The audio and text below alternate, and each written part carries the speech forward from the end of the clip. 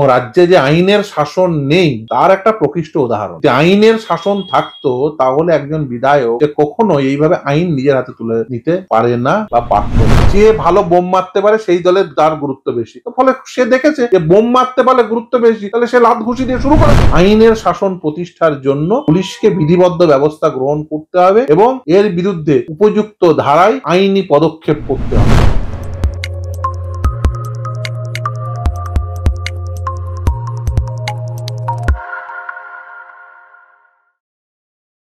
নমস্কার, আপনারা দেখছেন দ্য ইন্ডিপেন্ডেন্ট বেঙ্গল। আমি শিবম।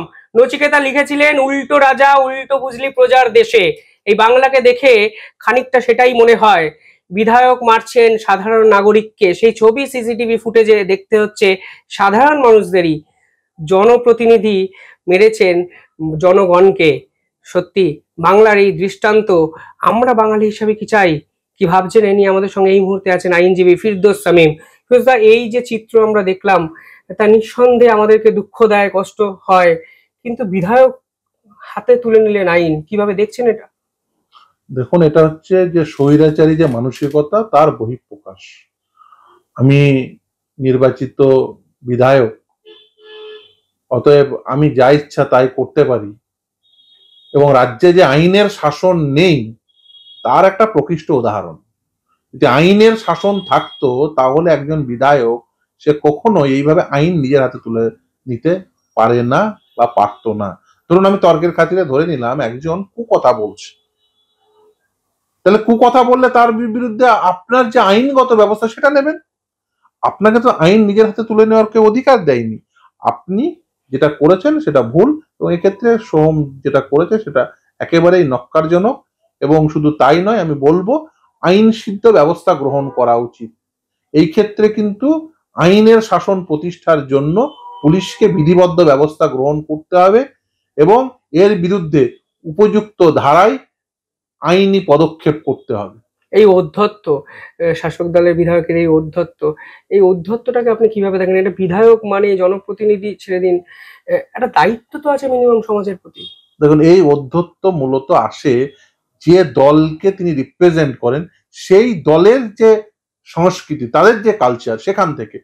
দলের সংস্কৃতি কি, সেই দলে দেখছে যে যে ভালো বোম মারতে পারে সেই দলে তার গুরুত্ব বেশি, তো ফলে সে দেখেছে যে বোম মারতে পারলে গুরুত্ব বেশি, তাহলে সে লাত ঘুষি দিয়ে শুরু করেছে। খুব স্বাভাবিকভাবে, এটা কোনো অস্বাভাবিকতা অস্বাভাবিকভাবে দেখাটাই উচিত নয়। কারণ যেখানে দেখছে রাজ্যের মুখ্যমন্ত্রী সেই দলের প্রধান, সে বলছে তুই তো বোম বাঁধিস, এবং তারপরে তাকে টিকিট দেওয়া হচ্ছে, যেখানে খারাপ ফল হচ্ছে সেখানে দায়িত্ব পাচ্ছে, সে দলে গুরুত্ব পাচ্ছে। তাহলে একজন বিধায়ক দেখছে আর একজন ভালো বোম বেঁধে দলে গুরুত্ব পাচ্ছে, আমি সে দেখছে ভালো লাথি মারে, আমি কেন গুরুত্ব পাবো না? এই যে এই বোম বাঁধা, লাথি মারা, ঘুষি মারা, এই যে কালচার তৃণমূল কংগ্রেস এনেছে গোটা রাজ্যে, এই রাজ্যের মানুষ বুঝতে পারছে যে এদের ক্ষমতা মাথায় উঠে গেছে।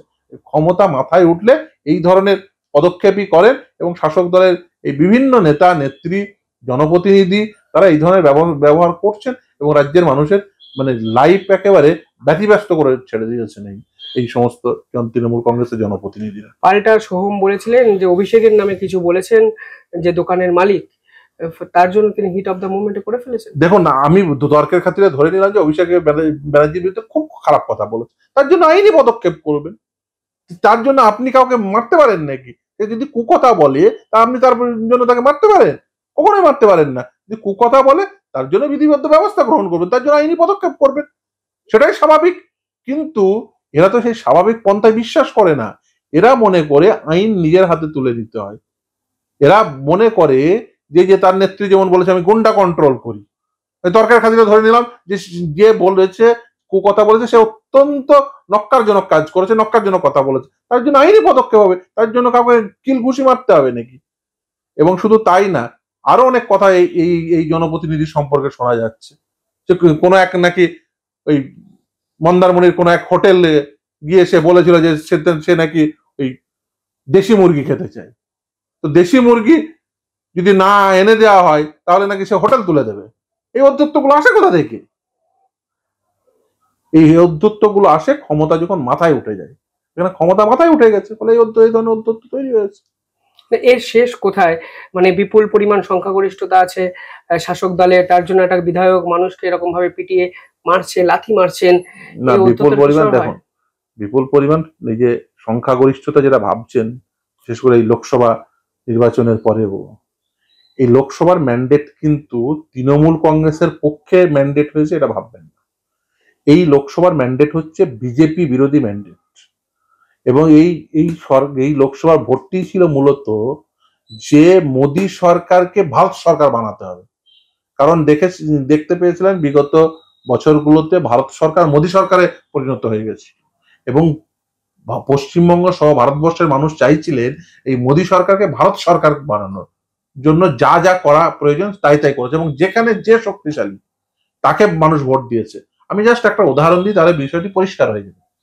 ধরুন 22-এ পৌরসভা নির্বাচন, 23-এর পঞ্চায়েত নির্বাচন, আর 24-এর লোকসভা নির্বাচন, আপনি পরপর রাখুন রেজাল্ট গুলো। আচ্ছা, 22-এর নির্বাচন আর 23-এর নির্বাচনের মধ্যে কি পরিবর্তন ঘটেছে? রাজনৈতিক পরিবর্তন ঘটেছে। 23-এর আপনি পঞ্চায়েত নির্বাচন থেকে 24-এর লোকসভা নির্বাচন, কি রাজনৈতিক পরিবর্তন ঘটেছে? তৃণমূলের বিরুদ্ধে অভিযোগের পরিমাণ বেড়েছে, দুর্নীতি অভিযোগের পরিমাণ বেড়েছে, তৃণমূল কংগ্রেসের অধিকতর নেতা নেত্রীরা জেলে গেছেন, তৃণমূল কংগ্রেস সম্পর্কে মানুষ আরো বেশি বীতশ্রদ্ধ হয়েছে। তারপরে তৃণমূল কংগ্রেস 22-এ কিন্তু কম ভোট পেলেন, 23-এ কম ভোট পেলেন, বাম, কংগ্রেস, আইএসএফ তারা যথেষ্ট পরিমাণ ভোট পেলেন 23-এ, বিশেষ করে পঞ্চায়েত নির্বাচনে। এবার 24-এ এসে সেই ভোটটা আবার কমে গেল। কেন হলো? তার মূল কারণ হচ্ছে, আপনি যদি মানে বিশ্লেষণ করেন, দেখুন আমি গোটা দেশব্যাপী বিশ্লেষণ করুন, দেখবেন যে যেখানে মোদী বিরোধী শক্তিশালী একজন বিরোধী আছে বলে মানুষ মনে করেছেন, তাকেই মানুষ ভোট দিয়েছে। আপনি উত্তরপ্রদেশ চলে যান, হয়ে আপনি উদাহরণ পেয়ে যাবেন। আমি যে কথা বলছি তার সপক্ষে যুক্তিও পেয়ে যাবেন।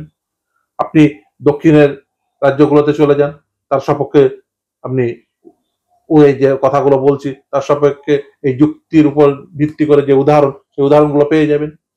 এটা কেন হচ্ছে?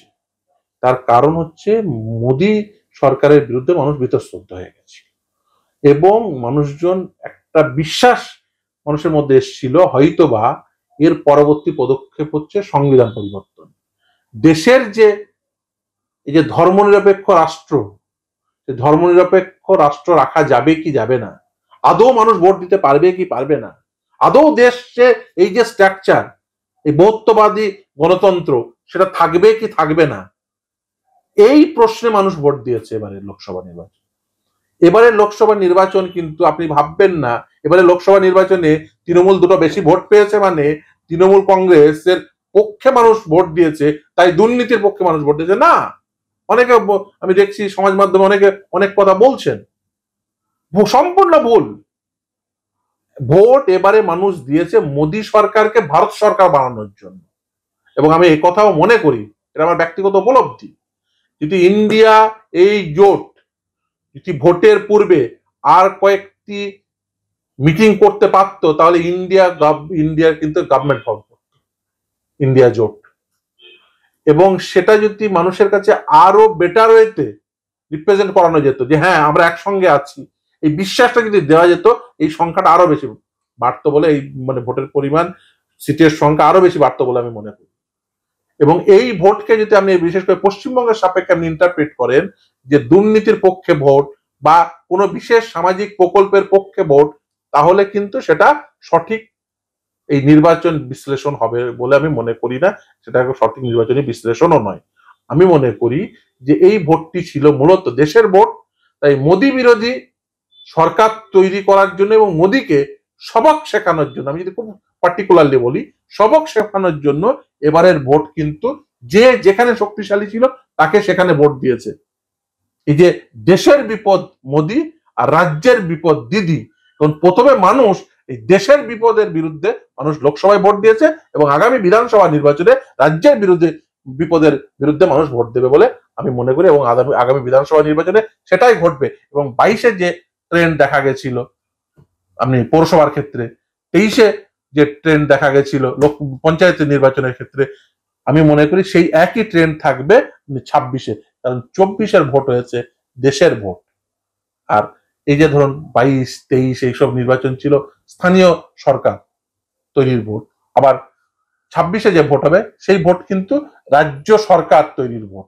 সেখানে কিন্তু মমতার বিরুদ্ধে মানুষ ভোট দেওয়ার জন্য তৈরি, কিন্তু মানুষ মনে করে দেশে মোদি থাকা উচিত নয়। দেশে যদিও তারা গভর্নমেন্ট ফর্ম করছে, কিন্তু সেই গভর্নমেন্ট কতটা শক্তিশালী হবে যে গভর্নমেন্ট এর আগে ছিল। তারা বলছিল আমরা 400-র উপরে সিট নিয়ে সরকার ফর্ম করতে চলেছি, তারা তো সেটা পারছে না। পরে একটা দুর্বল সরকার, মানুষ এই মোদী সরকারকে ভারত সরকার বানাতে চেয়েছিল, তাই মানুষ এই ম্যান্ডেট দিয়েছে। এবং এই ম্যান্ডেটকে আপনি যদি ইন্টারপ্রেট করেন যে এটা একেবারেই মমতা বন্দ্যোপাধ্যায়ের পক্ষের ভোট, একেবারে তৃণমূলের পক্ষের ভোট, তাহলে আমার মনে হয় সেটা সঠিক ইন্টারপ্রিটেশন হবে না, এই নির্বাচনী বিশ্লেষণও সঠিক হবে না। আর সব থেকে বড় কথা হলো, এই যদি আপনি বলেন নির্বাচনী গণতন্ত্রে 5 আর 2-এ 7 হয়, শুধুমাত্র এটা নির্বাচন মানে শুধুমাত্র গণিত নয়, এর সঙ্গে রসায়ন আছে। নির্বাচনী গণতন্ত্রে সেখানে কিন্তু 5 আর 2-এ 52 হতে পারে, সঠিক কম্বিনেশন হয়। সত্যি জনপ্রতিনিধি মানেই মানুষ পেটানোর লাইসেন্স তাকে কেউ দেয় না, সংখ্যাগরিষ্ঠতা মানেই মানুষকে ঘুষি মারার লাথি মারার লাইসেন্স কোনো জনপ্রতিনিধিকেই দেওয়া হয় না। জনগণকে প্রোটেকশন দেওয়া জনপ্রতিনিধির কাজ। সেখানে আইন প্রণেতা হয়ে সোহম যে দৃষ্টান্ত স্থাপন করলেন তা নিঃসন্দেহে দুঃখজনক, ব্যথা দেয় এবং এই সমাজের অন্ধকার কঙ্কালসার চেহারাটা আরো একবার এস্টাবলিশ করে, প্রতিষ্ঠিত করে। কি ভাবছেন আপনারা বলুন কমেন্টে। দেখতে থাকুন দ্য ইন্ডিপেন্ডেন্ট বেঙ্গল। অসংখ্য ধন্যবাদ আপনাদেরও ধন্যবাদ।